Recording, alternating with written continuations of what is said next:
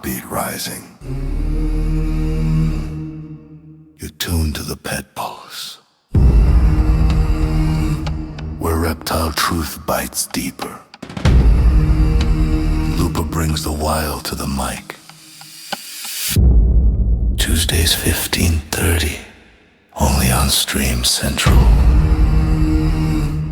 Goeiemiddag Stream Central. Ek is Iliana van Lupa Reptiles and Roots en vandag gaan ek 'n bietjie gesels oor troetelrotte.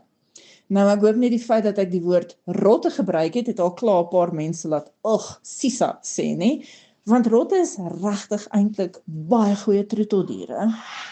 Rotte het ongelukkig maar 'n slegte reputasie as gevolg van 'n klomp verskillende faktore, van Hollywood movies, rotte, as daar 'n movie is daar altyd 'n rot, en iemand ontsnap van 'n monster deur 'n dreintonnel en daar hardloop 'n rot en almal gil hysteries, en op daai stadium is die arme onskuldige rot wat net verbyloop amper erger as die monster wat die mense tot in die tonnel gejaag het, sien?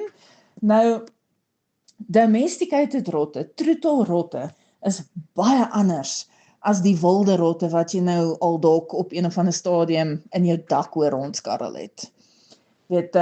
Domesticated rotte is al domesticated vir naby aan 400 jaar. Dit is 'n verskriklike lang tyd. Troetelrotte is vriendelik. Hulle is liefdevolle diere. Hulle vorm 'n band met hulle eienaars. Hulle soek hulle eienaars se aandag en liefde uit. Hulle het glad nie meer daai selfde wildheid as wat, soos ek sê, wilde rotte in die dak het, né? Mens moet ook onthou, for interest sake, dat een van die groot goed wat maak dat mense dink rotte is vuil, is die swart plaag. Natuurlik, dit was iets absoluut verskriklik gewees, maar dit is nie direk as gevolg van rotte nie. Dit is eintlik as gevolg van die vlooie wat op die rotte geteer het.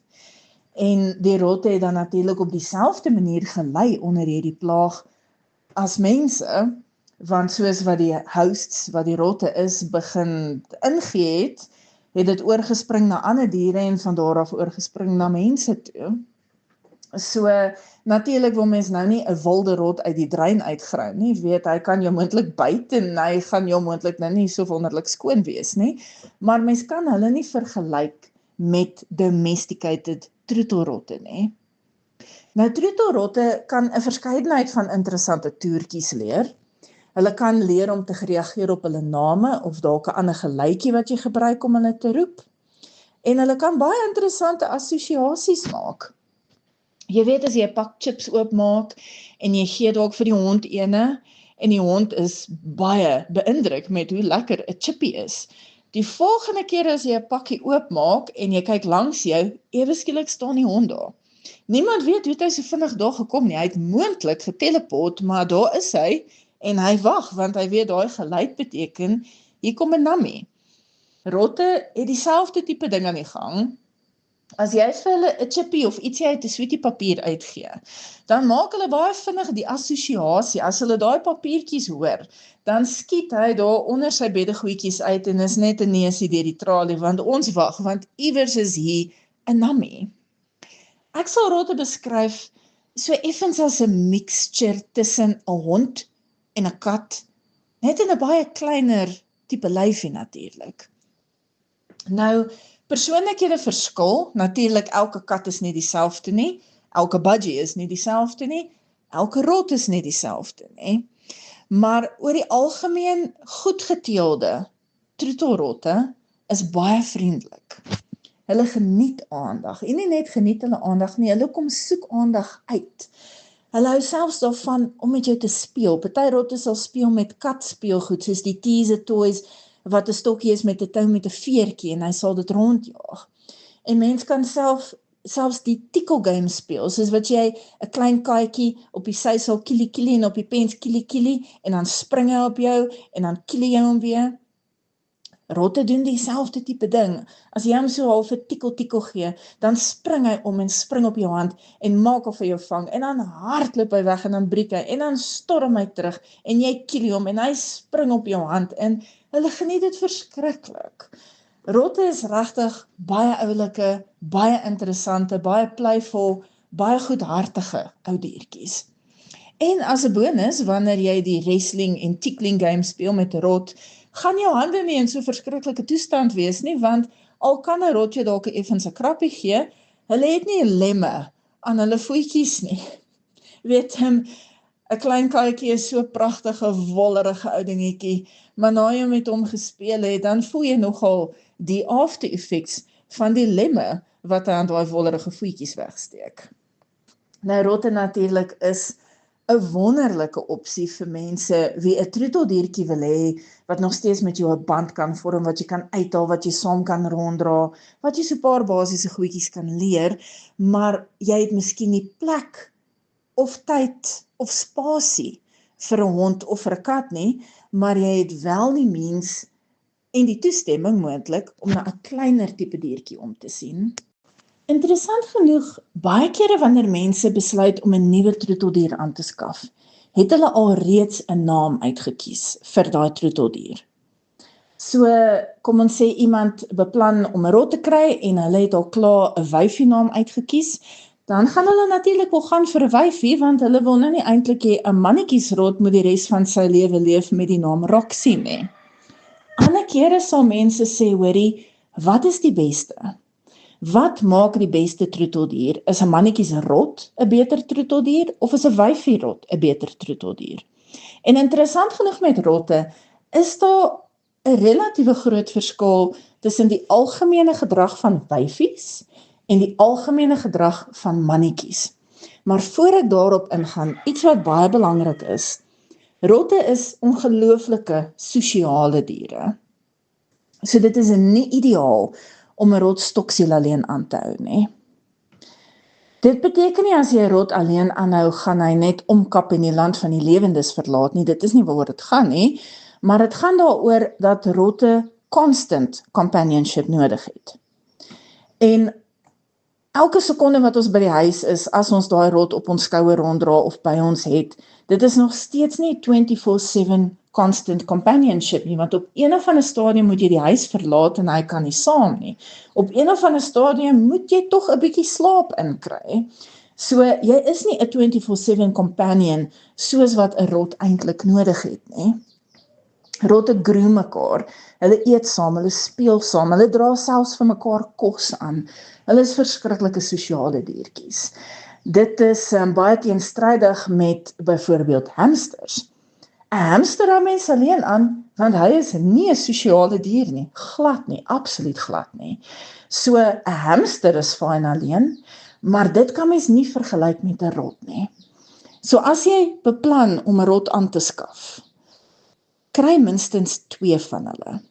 Nou die goeie nuus is, die moeite en die effort en die geld om 2 rotte te versorg, is regtig nie eintlik veel meer as om 1 rot te versorg, nie.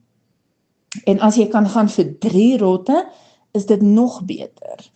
Een verskriklike tragiese deel van rotte as troeteldiere is, hulle leef ongelukkig regtig nie baie lank nie.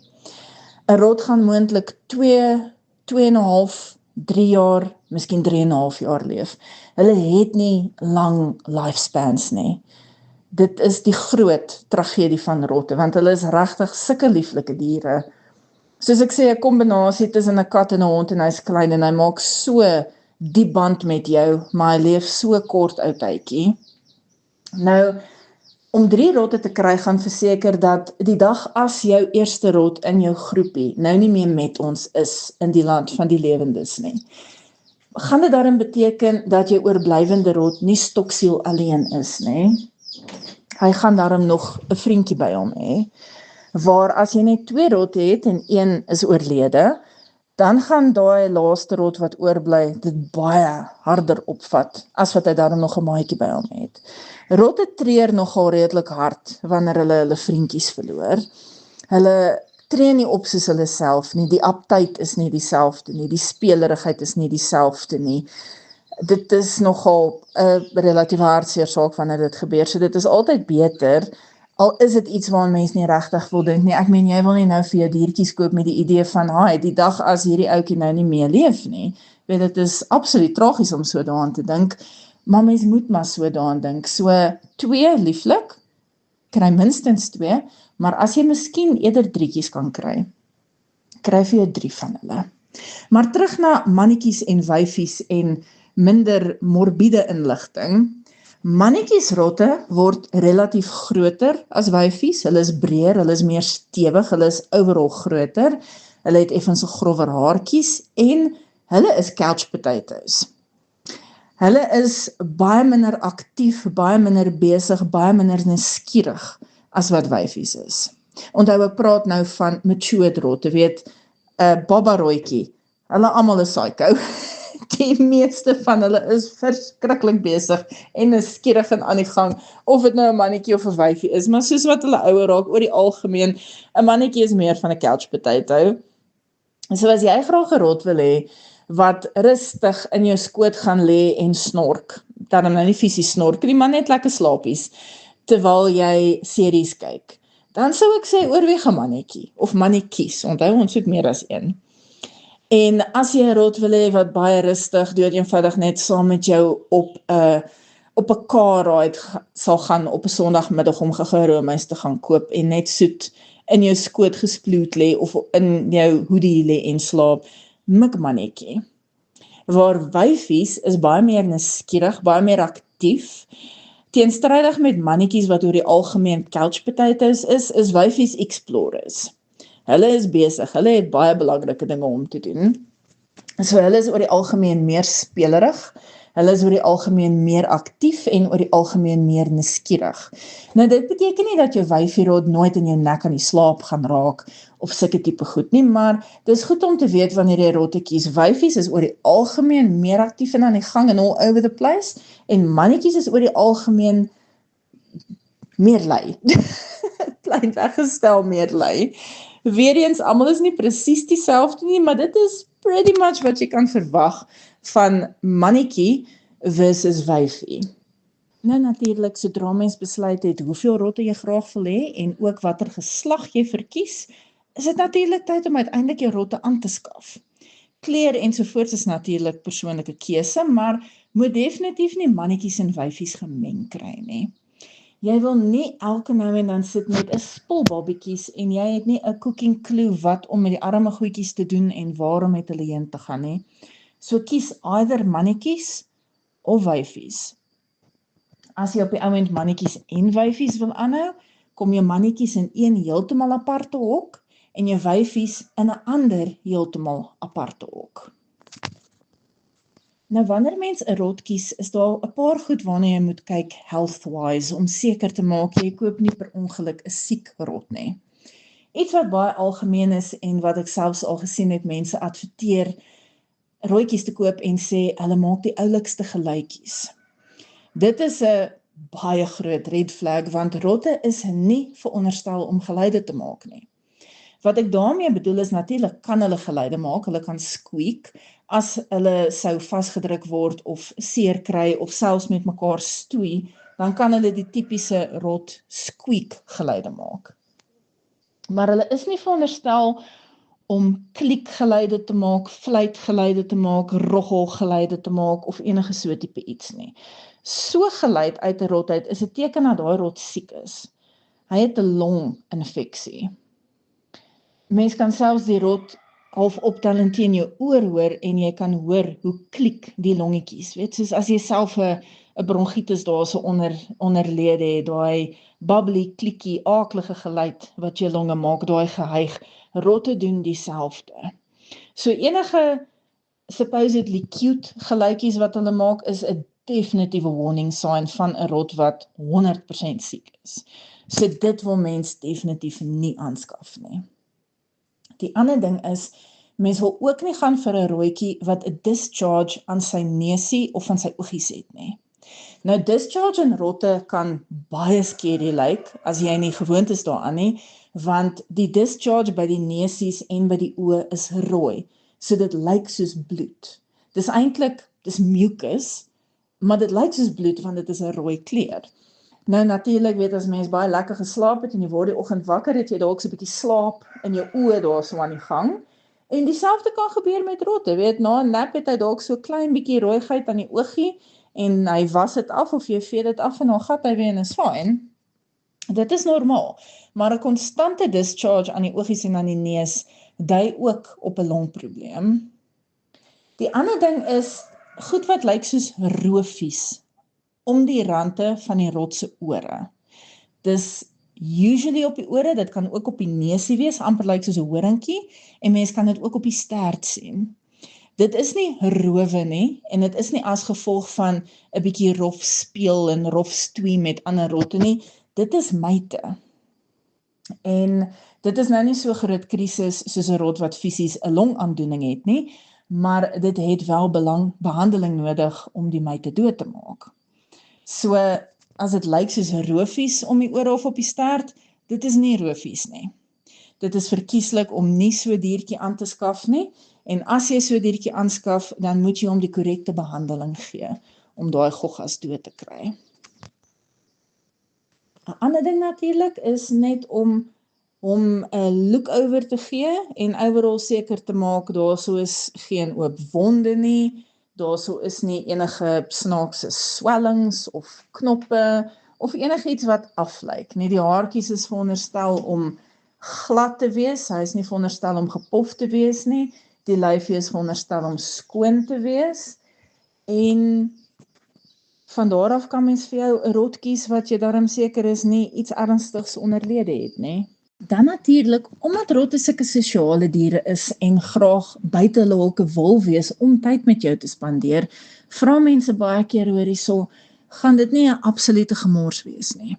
Weet, as ek nou hierdie rot by my sit op die bed of op die bank of ek ry hom saam iewers heen, gaan hy nie die hele plek bevuil en bemors nie. Nou die goeie nuus is, as daar 'n glipsie is, dit is daarom baie maklik om skoon te maak, want dit is baie klein. En die ander deel van die goeie nuus is, mens kan hulle littebox train. Natuurlik tot in 'n mate weet mens moenie 100% perfection van hulle verwag nie, maar dit is doenbaar. En die basiese prinsip daarvan is, jy gaan uit die rot se hok, kom ons noem dit sy rotroesynkies neem, okay? En jy gaan dit binne in 'n litterbox sit, sommer met gewone cat litter, gewone klei cat litter werk fyn. En jy gaan sy rotroesynkies daar binne sit, en so nou en dan, terwyl hy nou daar by jou op die bank rondcruise of so, sit jy hom binne in daai bakkie, tussen die rotroesynkies, en jy wag dat hy ietsie doen. En of dit nou 'n nommer 1 of 'n nommer 2 is, gee hom 'n snackie, dat hy sommer nou 'n rede het om daar binne te bly, terwyl hy sy besigheid doen, en dat hy so 'n bietjie 'n assosiasie begin maak. Soos ek sê, moenie perfeksie verwag nie, maar dit kan nogal help met die meeste van die toilet-related tipe issues. Natuurlik, mens kan daai littebox binne in die hok ook sit, en dit sal help sodat die meeste van die toiletgewoontes in daai een area is.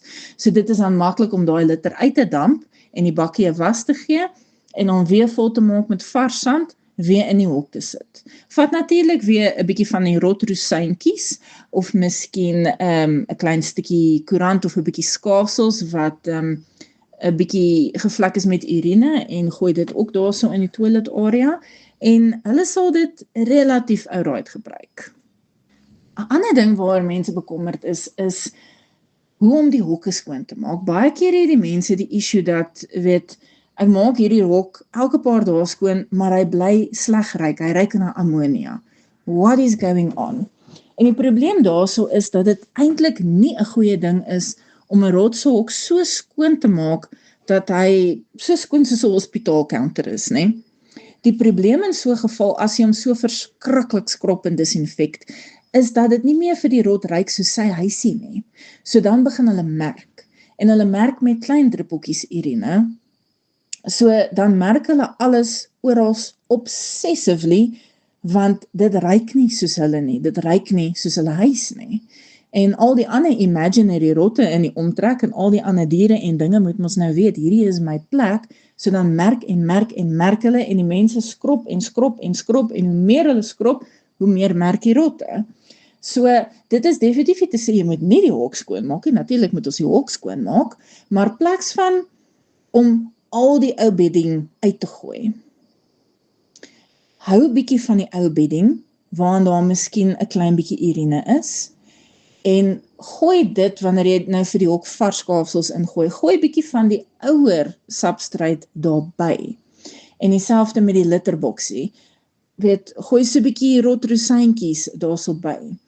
En ook, as die hok nie fisies vuil is nie, moet hom nie vir die dood skrob met kookwater en goeters dat daar absoluut geen rotreuk is nie.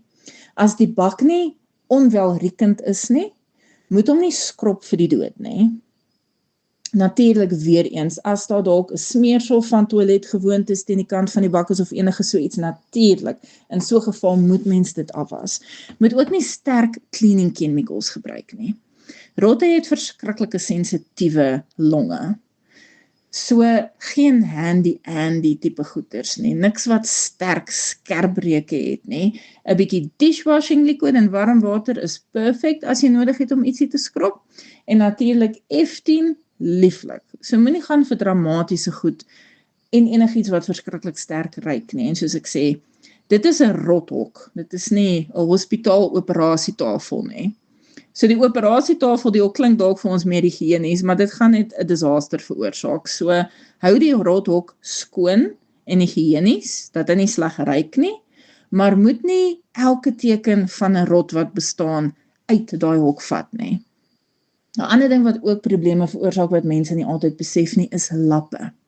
Of dit nou 'n ou t-shirt is wat jy opsnyk, kyk, hulle is mal daaroor. Hulle maak die lieflikste nessies daarmee, dit is vir hulle so lekker. Maar die probleem is, hulle het die neiging om daai lappies te merk. En dit begin verskriklik vinnig sleg ruik. En lap is 'n verskriklike breeding ground vir bakterieë. So mense wil verkieslik eintlik nie vir hulle lappies gee. Jy weet, as jy 'n lappie goed gee, probeer om dit dan maar daagliks of elke tweede dag weg te gooi en nuus te gee, maar oor die algemeen sal ek sê, moet dit eintlik glad nie gebruik nie. Dieselfde met al die cute tonneltjies en hangmaatjies en goed. Dit gaan grillerig raak tensy mens daai goed elke liewe dag was, en dit is net nie 'n praktiese manier om te leef nie.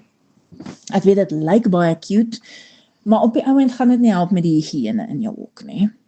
Wat beter werk is papier, dood eenvoudig. Jy kan vir hulle 'n stukkie karton gee om op te skeer en nessies te bou, lekker insulated warm nessies, en jy kan ook vir hulle papier gee, jy kan shredded paper gee, of jy kan self papier vat en dit in redelike grove reepe skeer en vir hulle gee om verder mee 'n nessie te bou, en dit werk lieflik.